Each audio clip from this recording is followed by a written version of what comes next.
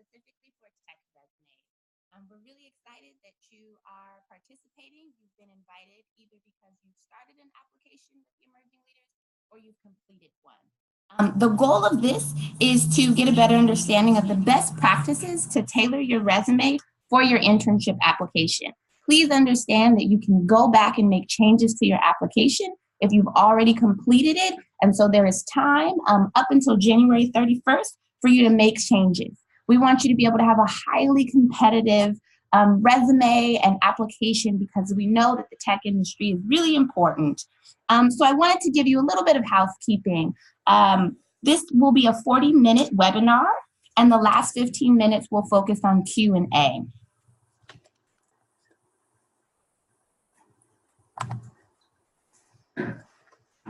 Right, yes. So understanding our goals, best understanding of the best practices to tailor your resume to your internship application. So our webinar will be 40 minutes total, and Q&A will be the last 15 minutes. So you'll be able to ask questions through chat. We will not be using mics, so you can mute your microphones as well as mute your video and select everyone. We'll be able to get to those questions at the end. And this webinar will be recorded. So if you don't capture everything, or you have some friends that you want to be able to see it, it will be recorded and you'll be able to view it again later. Please keep in mind that this workshop will be using the tech resume document that you were shared in an email. So feel free to pull that out if that's going to help you as you're moving forward. So now an introduction.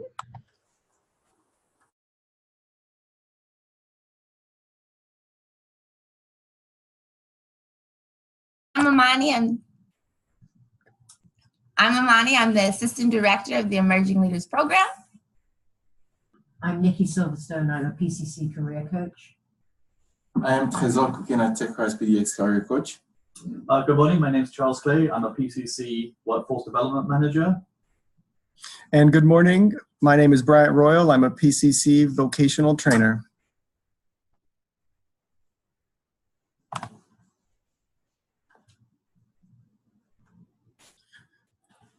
So as Amani mentioned previously, we have shared the tech resume best practices document with you.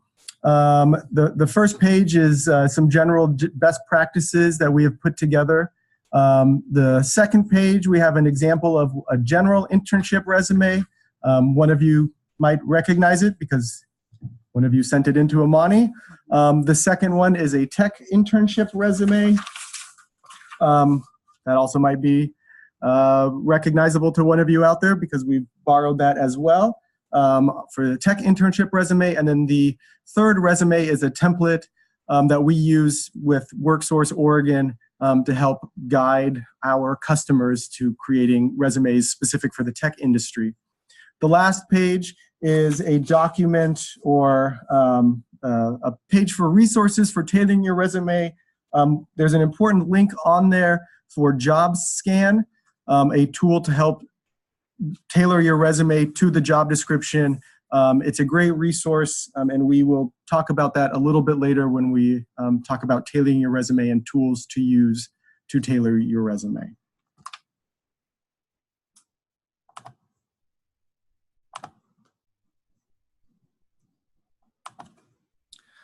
So the first thing that we would recommend is tailor your resume. And you're probably getting tired of hearing us say tailor, tailor, tailor, but it's very important that you do that using the job description.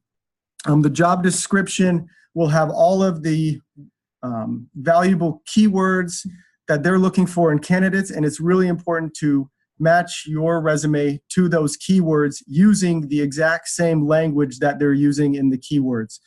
Don't find synonyms, don't be creative.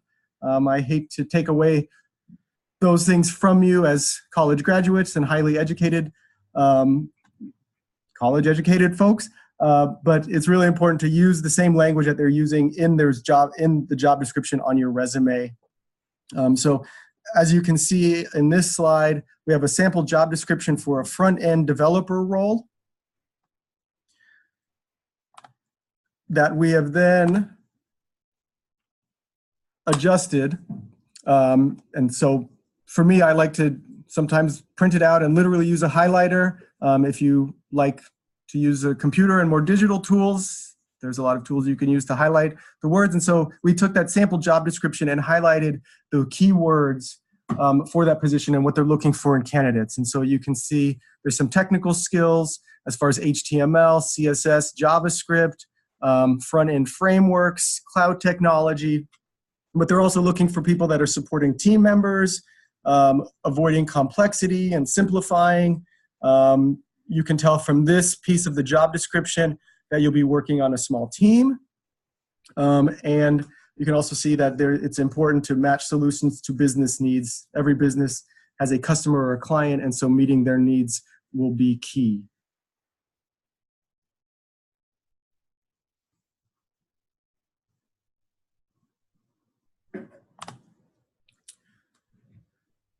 So I sometimes think it's easiest, or at least for me, to compare a resume as an arrow and the job description as the target that you're shooting for. And getting closer to the bullseye, get you the most points, and hopefully that job. And so if we continue with that example that we shared earlier with resume best practices, not resume best practices, excuse me, but our resume example, you can see that the piece that we had highlighted before is in front of you under the heading of "You'll be successful with outsource" if you have those technical skills. But I think it's also important to look at the previous section under "What you'll do" to get a better idea of what target they're looking for from their candidate base. Customer facing is one of the first things that comes up. You'll be building software, so that's a key element of that job. But going back to kind of some of the softer skills, getting to know clients and understanding their needs, creating solutions, demonstrating solutions to meet needs. Again, very close connection with customers, with clients, meeting them where they're at. We have another piece about working alongside a small group, so you get an idea of what the work environment might be like. And then that last section, we're using old standbys, so being aware of and competent in your use of older technologies and the ability to grow and learn new ones. So there's a lot of information there to help kind of fine-tune your resume and, again, identify the target that they're looking for so that you can tailor your resume to meet their needs. And then the last piece I will say is don't forget to look about the about section of the company so that you can have a better idea, again, to tailor your resume, as well as there might be some pieces in here that you can include on your cover letter to strengthen your application. And again, the word customer comes up here a lot. Growing the customer, streamlining their processes, ensuring scalability. I have bolded the "It's why we love what we do" section because I think it's important for you as a candidate to show your passion. They want to know what you're getting out of it beyond just a paycheck. And so they're passionate about what they do. They want to know that you have the same passion. One thing I also want to add on that, you just want to look at about the company because you want to make sure the company is a good fit for you, for what you want to do in the future.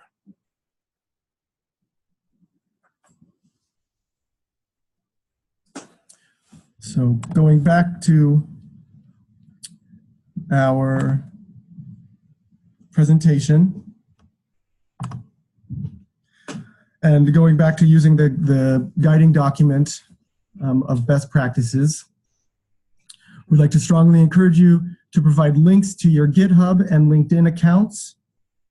Yes, and so these are social media accounts that a lot of employers will be able to learn about who you are. And so you want to make sure that those, just as much as your resume, are also set up with some of the jobs and exposure of work that you've actually been to. So make sure that those are actually set up because people will be looking at those.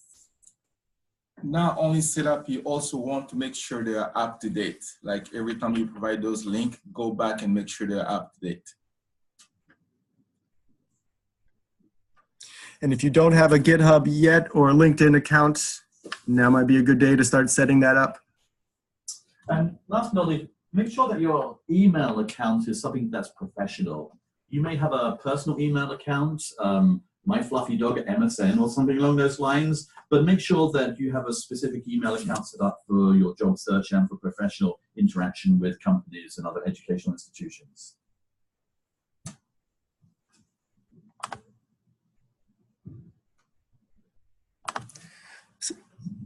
So as an example of what that might look like beyond the template that we shared earlier, we've got one for Don Johnson, Sumtown, Ohio, and the zip code, phone number, email address, and then she's also including like a LinkedIn or some profile link. I think Twitter at this point is appropriate to include in there if your Twitter is professionally facing. If you're talking about controversial subjects, maybe use a Twitter that doesn't have the name you're attaching to your resume. Feel free to say what you want to say, flex your First Amendment right, but don't let that impact your job prospects. So have a Twitter using the name that you have on your resume or your LinkedIn. Again, a LinkedIn URL would be great. And if you have a GitHub or other online portfolio link, it is perfectly appropriate and encouraged to include that in your heading for your resume. And also, you don't just have to limit yourself to the URL they give you. You can edit that. You can make sure it's professional. So make sure you change that as well. And one comment on the second headline for Robert Smith. He went a little bit further than the first example of Don Johnson by including his job title. And I think this is also encouraged and appropriate so that people start connecting your name with your role and seeing you as a developer, as a marketer, marketing expert, as whatever line of work you're heading in, so that they start making that strong connection between you and your career. Again, Robert Smith has a lot of the same things as Don Johnson: the phone number, email, a personal website, LinkedIn with a customized URL, so it's short and omits the letters and numbers that LinkedIn automatically puts at the end of your URL. One comment I will make, he includes an address. I think at this point, nobody will be mailing you anything through snail mail, so remove the physical address, 1737 Marshville Road, not appropriate or not encouraged. I would shorten that to just be the city and state, or city, state, and zip code like we saw in Don Johnson's example.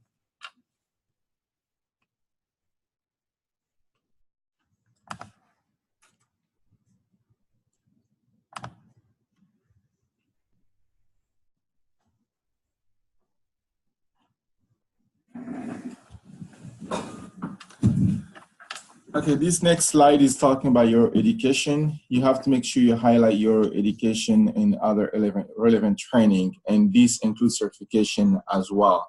Any training you have done in the past, whether it's a short-term training or long-term training, you have to make sure it's captured on your resume.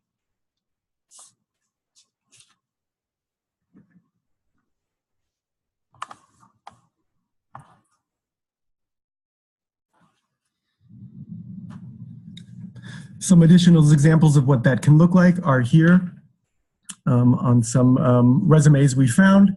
Again, under the education section, we've got the name of the university, the location, the degree, and then for that top example, they've specified the exact courses that they've taken: web and multimedia development, graphic and GUI design, 3D animation and agile methodologies, and so on. Or you can use the approach below, where again they have the bachelor's degree or the name of the degree, the university or school location, but instead of specifying the specific courses, they are just talking about more general terms, emphasizing courses in programming, software design, and system administration. And as Trezor outlined, it's important to state if you completed any short-term certifications. That's really important. So in the last, 18 months. And this is going to be really important. For some of you, you may not have a lot of work experience just yet. So your education and the courses and certificates that you've done thus far are going to really shine, because that's some of the strengths that you have. So make sure that you're really thinking critically about what other courses have I taken that apply to this.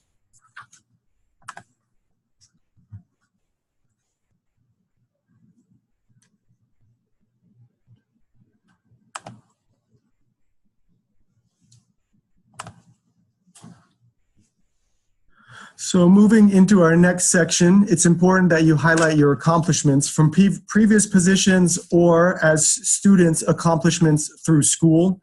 The most effective strategy to this is making sure that they are relevant or making them relevant to the job description, and if you can, quantifying them. So we have a couple examples. Some of them we have borrowed from your resumes. And they don't have to have been accomplishments from a similar position to the one you're applying to. So again, as students with possibly limited working experience, especially in the fields you're looking to get into, being able to relate your past experiences from work, from volunteer, from school projects to that position is going to be ideal. So an example, completed 60 plus permit data entries or entries daily in a new system. That is highly transferable. You're inputting data onto a specific spreadsheet and focusing on creating a new system. That is a very highly transferable skill that happens in a lot of different fields and a lot of different companies. Engaging in communication with 40 new customers, that can happen as working in a retail environment or in food services, but it's also something that you probably expect to be doing as a more technical career-focused role. Every company is going to have customers and clients that they're serving, so being able to excel in the communication between you as the organization or within the organization and your customers will be key. And you've got a couple other accomplishment statements there as well. Collaborating with a team of 5 on a class project. Again, if you're limited in your work experience, it is perfectly appropriate and encouraged to include pieces from your school experience where you've collaborated, led, worked within a group, because if you recall from that job description, it's a highly collaborative team environment that you'll probably be working in. And so emphasizing that you have that experience and those skills to collaborate, lead, partner is going to be valuable in your candidacy. And you often find those words as power words in a description about the company or about the job. So go back and review that and have a look and see if there are any keywords that you can pull out, like collaborate and to engage and to do something. The other thing to do, to remember as well, is not what I call is put in fluff. I think I like the word fluff today, but I see a lot of it in resumes. So for example, one example could be hard worker. And we all work hard. Everyone's a hard worker. Brian's a hard worker, I'm a hard worker, and Amani's a hard worker, Trace all works the hardest. But how do we know that? How can we quantify that? And so it's very important not just to put in a short statement saying loyal to company, hard worker, competent in something, quantify that. And so the examples, the accomplishment statements there are all good examples of quantifying some of your skill sets.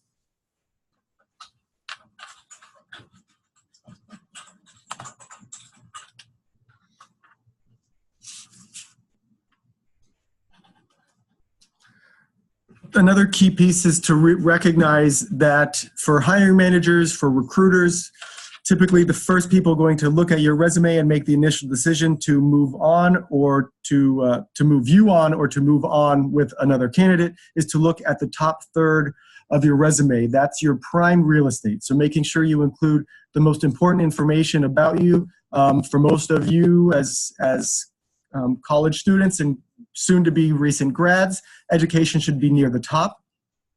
And in addition to what was mentioned previously, using power or action verbs to highlight those transferable skills. So don't itemize, don't create a list of transferable skills because everybody's a hard worker. Everybody collaborates. Everybody communicates well. Everybody's organized. Show us through your experiences, through your accomplishments that you can do that. And if you look at the resume on the right-hand side of your screen, under experience, you've got directed and developed, power verbs, redesigned, led, developed, streamlined, some power verbs. So we don't need to make an itemized list when you're listing them through your accomplishments, your past personal experiences.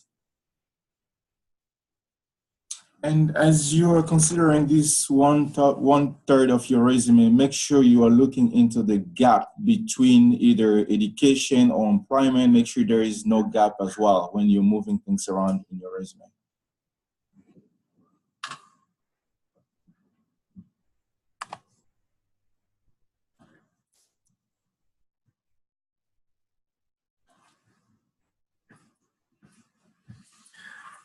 Using that same resume and going back to our comparison of a resume as your arrow and the job description as that target, it's again really important to take a quality resume that you guys all have because you've sent them to Amani and Eli, but to take it and to tailor it to each resume. And so again, on the right is a very well put together resume that highlights a lot of past accomplishments, but it doesn't quite fit the job description that we shared earlier. So we've made a few changes, updated the objective. The job description we used is the company is very, excuse my stumbling. The company is looking for somebody who works well with their customers, and so it's really important to tailor your resume to make sure you're fitting their need of customer-facing role. And so the objective was adopted to share that you're good at shaping solutions to meet customer needs and enable growth and scalability. Those words, shaping solutions, enable growth, scalability, were taken directly from the job placement. It's not plagiarism. It's not showing a lack of creativity by using the exact same language that they used on your resume. That's what they're looking for. That's what will allow your resume to get the farthest, is to use the words that they're using. We've also adopted the professional experience a little bit to complement that objective, that customer-facing, meeting the client's needs approach that the job description is calling out. And so we've made those changes. In here, it's very important to think about your resume as a key and that job or their internship as a lock. So not every key will unlock every door. So you want to make sure you have a resume that can unlock each job. So having multiple resumes, there's nothing wrong with that. You can change them, tailor them to fit the company that you want to work for. And another element on that as well is that to ensure that your resume, as we keep on talking, is tailored to fit the company target. A resume is not a personal statement. A resume is not like your autobiography of your entire life. A resume basically is a tool to get you in front of a live person for an interview. If you look at it along that way and targeted everything, tailor it to fit the company target, you'll be positioning yourself to gain success. Otherwise, what happens, it becomes a mediocre document that you discarded pretty early on in the process.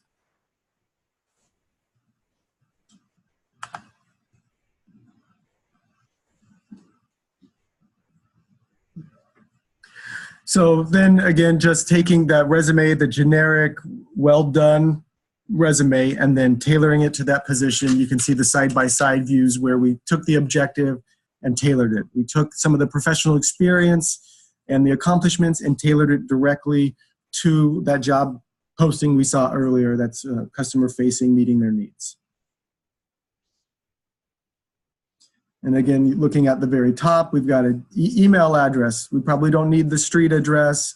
We've got the city, location, phone number, website, LinkedIn, a lot of information, a lot of ways for them to contact you. Again, they're not going to send you anything in the mail, so get rid of the physical address.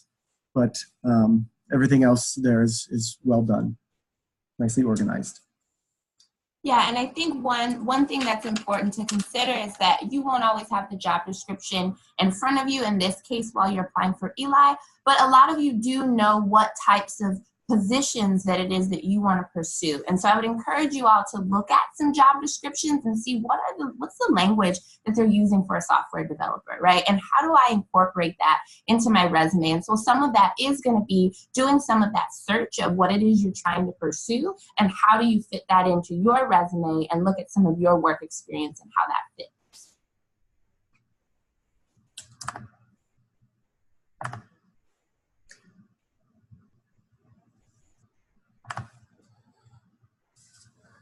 So at this time, we'd like to give you a minute or two, if you need it, to send a few questions. We would love to receive questions and answer them in real time. So we'll pause for 30 seconds to let you type those questions to us, and then we'll address them as they come in. As we're waiting, Sometimes, if we talk about the resume, we should think about things that shouldn't really stand out. We often talk about what should stand out or what shouldn't really stand out.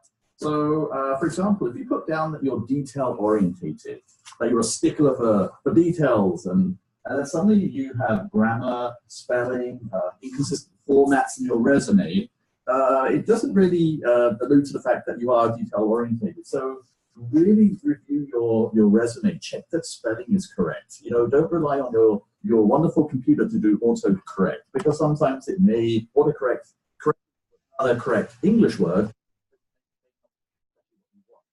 So often the word that comes up is from and for. Those words seem to be interchangeable. Make sure that your font and that your tab and your spaces are all consistent with each other. And again, that you're not leaving great big spaces that you could be filling some elements of Also, just avoid all caps, no caps on anything in your resume. That is not really an acceptable use. The other thing is, think about the size of your font. You don't want it such a small size that somebody has to have a sort of microscope to look at it. Figure of 10 or 11 font size, 12, and just look for consistency. So keeping the same font, keeping it sort of well presented, and it's consistent. It has to be consistent, and as I say, avoid the use of caps in your resume. And like Charles mentioned here earlier, look at your resume just like any other document you are providing at school. You need to have it proofreaded by somebody else, not just you. Have your friend, have your parent, your counselor, somebody at school look at it as well. And I think that's a great point that Tresor made. As somebody who looks at a lot of resumes, provides a lot of feedback, I am not very good at writing accomplishment statements for myself. So what I do is to work with somebody else and a career coach, either at my school or at the employment department at WorkSource, to help me write accomplishment statements, because I know what I do well, but it's hard for me to put that into writing. And so that's why it's really good to have somebody else to provide me with a sounding board or ideas. That's kind of a third party. And it's really a valuable tool for me as somebody who works with a lot of resumes and helps provide guidance to others. I find it really difficult to provide the same amount of guidance and clarity of guidance to myself. So find an advocate, find a career counselor, and have them help you with formatting, with tailoring as a third eye, a third perspective, accomplishment statements, and so forth. One other thing I'd like to mention that we didn't have much time or we didn't talk about much earlier is JobScan. There's a link in that packet of resume best practices. The last page has a link to JobScan. JobScan is a great tool that allows you to copy and paste your resume into one field and then copy and paste the job description into another field. And then it will match up or look at the match mostly with keywords from your resume to that job description and give you a score. And the idea is to have a match rate above 80%. This is something that the first time you do it, you will, at least from my experience, you will not be close to 80%, and it's going to take time, probably hours, to reformat, change some of the keywords, make adjustments, test it again, see what the match is so that you can get it closer and closer to that 80%. That being said, I wouldn't shoot for 100%. I think the ideal range is 80 to 95%. 100 might set off some alarms that you're doing something to kind of skew the system or take advantage. So I think an 80% match rate to 95 is the ideal in my perspective. And the reason we do that is to avoid any applicant tracking system. And the reason we do that is to avoid any applicant tracking system, which a lot of companies will use. If you do not use those keywords, you will have your application immediately ejected from the next steps pile. So it is it's an exercise that takes effort, but is worthwhile.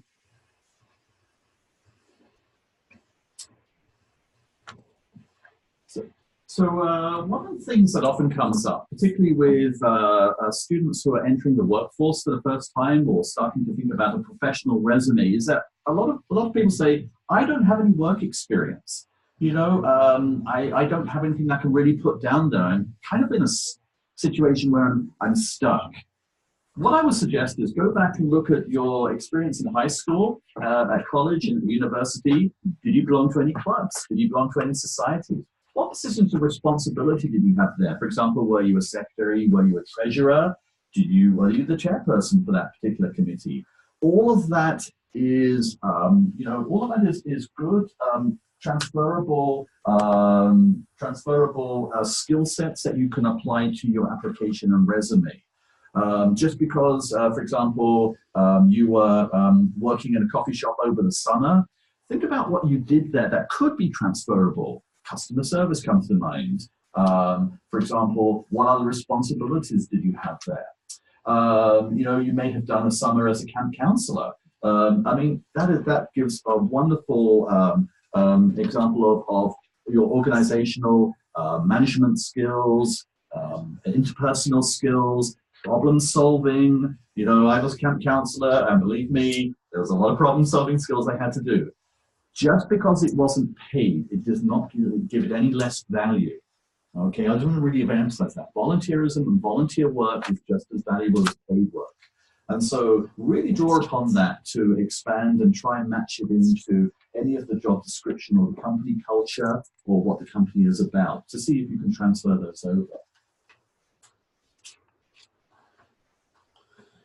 The last thing I would like to add on this, as you're revamping your resume, make sure you keep in mind the length has to be 1 to 2 pages. You don't want something that's 4 pages long. That's for people who have 10 years, 20 years experience. So make sure it's short and concise. Also, another thing I would add is you do not include any references, or you do not include the verbiage references provided upon request. That is absolutely something you must not include. I think one other element is that we've alluded to power words. Words like collaborate, engaged, completed, formulated, streamlined. So there are many power words out there, but where can I find them? Just do a Google, simple internet search on one of the search engines, resume power words, and believe me, you're going to get a lot of examples out there, and see what you can curate from there to put into your resume. And it's also good because you don't want to have collaborated all the way through your resume. You want to sort of make sure that you have some variety of power words in there. It does, anyone reviewing resumes typically reviews them for the first 7 to 10 seconds. They will make an opinion in that time, whether they want to move forward with a candidate or not.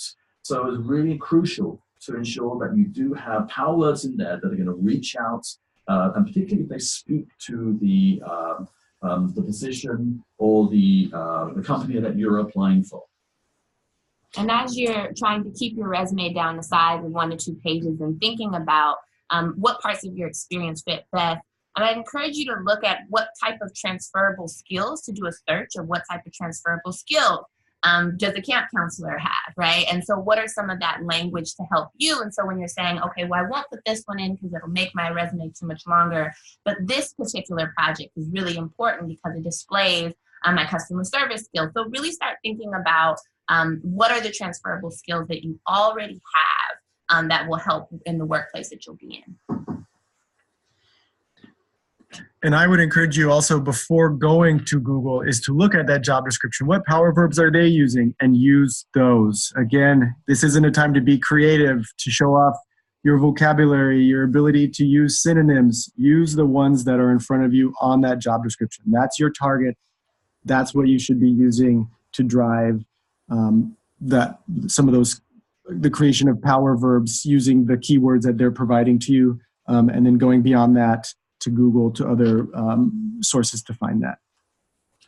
So if you've been wondering why we haven't been asking any questions or sharing any questions, it's because we haven't had any yet. So hopefully that's just a reflection of great information that we've shared with you today.